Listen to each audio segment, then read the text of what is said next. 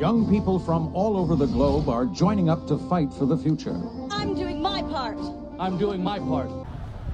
I'm doing my part. I'm doing my part. I'm doing my part too. They're doing their part.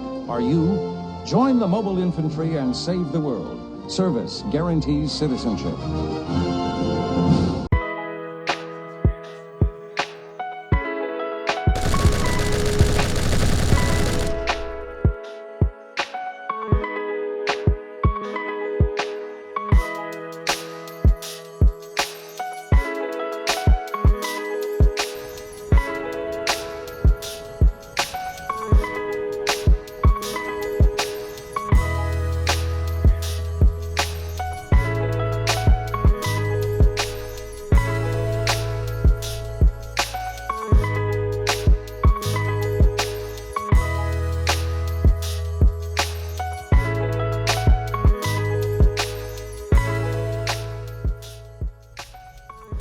Hey you guys, this is Tactical Hippie. We're going on a little bit of road trip, as you can see here. I got 0 miles on the trip odometer. And we're about to go on a little road trip, and I'm gonna basically give you a couple my opinions on what it's like to road trip in this vehicle.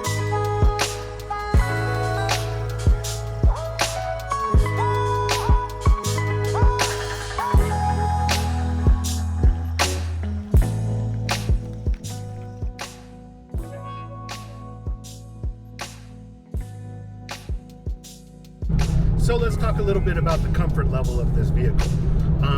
First of all, the seat is really good. It doesn't have a lot of bolstering on the side, so it has a little bit, but it's really good in that regard. It's not too tight on a bigger person, so if you're a little bit bigger, you can certainly fit in the seat, and it's very comfortable. Once you're in the vehicle, it's very comfortable. You feel like you're wrapped in a sports car. It's got enough leg room in the driver's side, and it's got a nice place to put your foot over on the left-hand side if you're in cruise control or if you're just cruising. That's one of the things I really like about it. So the seat is really comfy. That's a definite plus on a long road trip.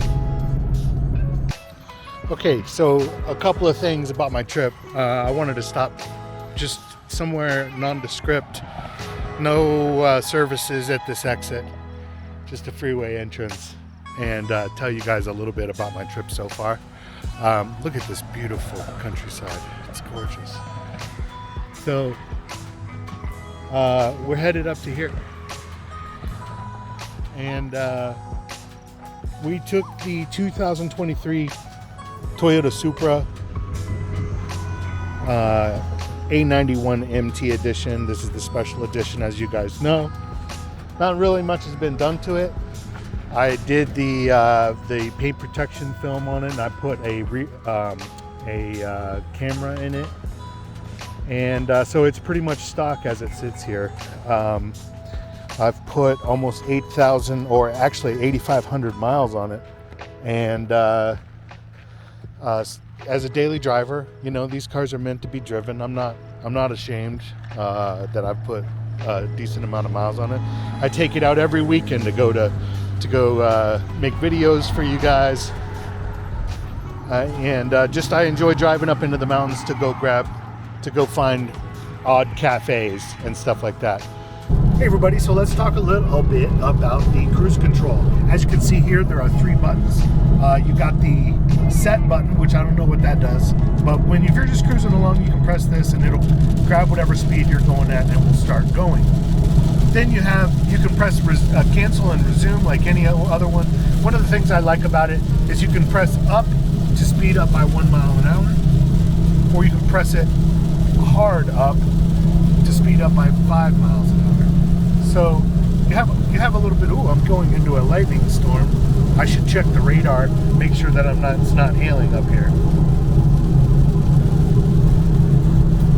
Look at this beautiful countryside. I just got through a little bit of a rainstorm, and there was no hail. I got lucky. What a beautiful area. This is Wyoming.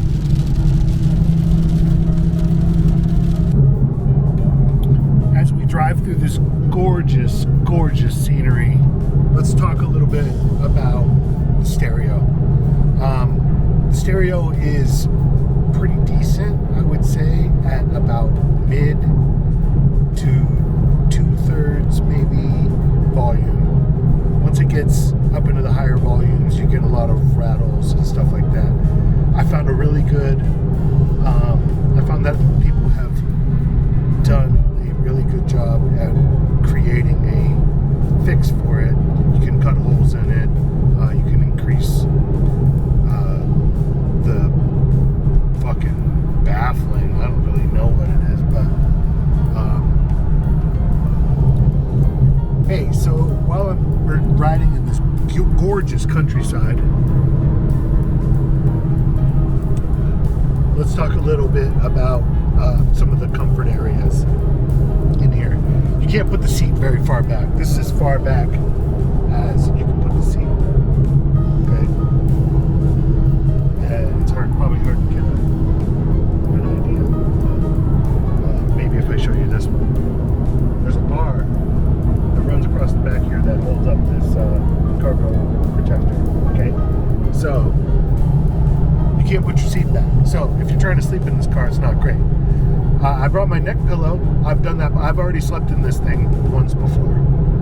But the seat being able to recline, it's got all sorts of great settings, stuff like that. It's got heated seats, but you can adjust it every which way, but you can't adjust it a lot in the recline position. Hardly at all, in fact. So that makes it a little bit difficult. I wouldn't say it's too small. Like mine's pretty much all the way far back, leaning back, and then I've got it jammed as far as I can back this way. So for bigger guys, you really got to jam it against the back thing. And I thought maybe I would go ahead and take out that bar. I know a lot of people do that and install different bars back there, and maybe that'll give me just a teeny bit more room. I only need a couple inches, and that'll really make a big difference in comfort in this car. Another thing is this right here. As you know, in the automatic Supra, this little section right here is much more pronounced, and I don't know how y'all deal with that. You've still got this here. I don't like this. I don't know if there's linkages or something going up through this. I feel like they could have copied the same thing over here, okay, and put that over here, but I don't know why they did that. Design choice, not sure I like that one as much, so that's another thing that kind of bothers me a little bit. The sun visor not coming off is a bit of a pet peeve. It doesn't swing over here.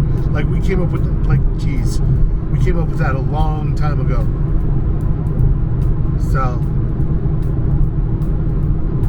anyway, every cloud has its silver lining. This gorgeous scenery. I'm glad you guys get to come along with me on this little journey, on this little road trip. Let's talk about a couple more things. Let's look at the navigation. As you can see, I've got the full navigation up. Oh, you can't see it at all. Okay, well, I got the navigation up, guys. All right, and then you can split screen it so you got a close-up view, and then you can have like a satellite view on the other side. Pretty good, not bad. So that's a couple of gripes that I had. I'm going to think of another one. I had some other ones that I had already thought of, but I forgot them already. So we'll talk to you again in a second when I remember what the hell those were. My impressions of the vehicle, as you know, I freaking love it. I think it's pretty much the best you can get for the cost out right now. Leave it in the comments below if you agree with that or not. On a road trip, it's been actually pretty comfortable. As you know, the cup holders are probably the most annoying part. But other than that, it's got enough room for yourself without having any luggage up front. You got plenty of luggage in the back.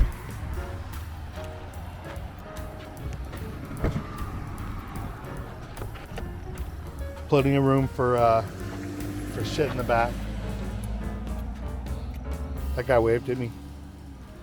And yeah,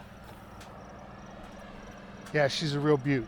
You know, the interior is nice. It's got a nice the amber light on the inside.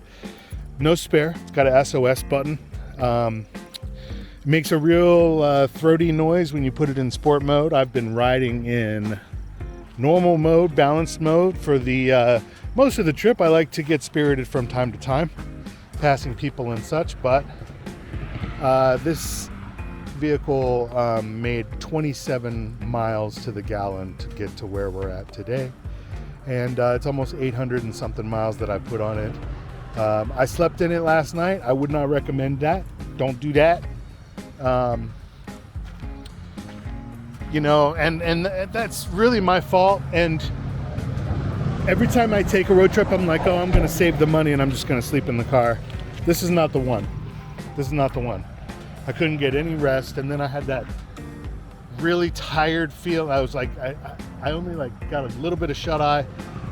I couldn't get comfortable, and then and so that makes for a fun, not so fun drive when you're getting too tired. And I pulled over a few times because I was just too tired, and then I tried to catch some more Z's. So I finally nodded off with my mouth open and drooling.